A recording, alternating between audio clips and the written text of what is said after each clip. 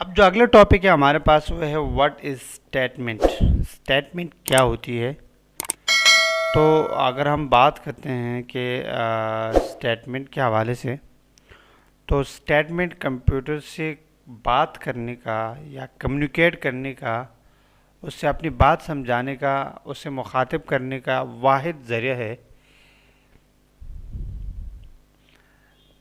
इंसानों के पास एक दूसरे से रब्ता करने यानी एक दूसरे से कम्युनिकेशन के मुख्तलिफ़ ज़राए होते हैं।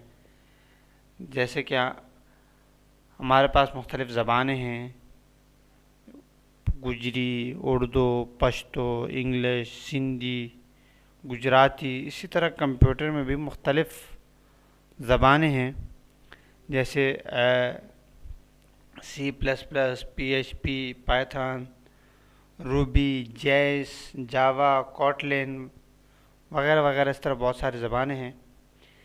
इसके अलावा इंसान अपने जज्बात की तर्जुमानी के लिए इशारों के ज़रिए भी बात कर सकते हैं, जबकि कंप्यूटर के पास हाथ, पाँव, मुंह वगैरह नहीं होता।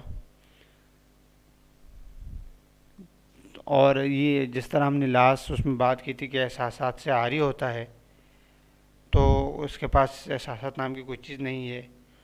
तो अगर कंप्यूटर से कोई काम करवाना है तो सिर्फ़ और सिर्फ एक ही तरीक़ा है, वो है स्टेटमेंट।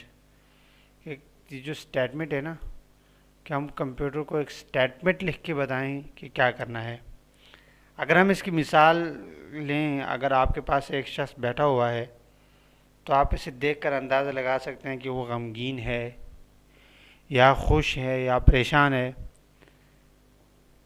या एक बच्चा आपके सामने शोर कर रहा है, आप इसे घूर कर देखें तो वो खामोश हो जाएगा। सीधे सादे तरह से यूँ समझे कि जो हवास खमसा इंसानों के हैं, आँख, पाँव, बॉडी, एहसासात और कान, मुंह, और इस तरह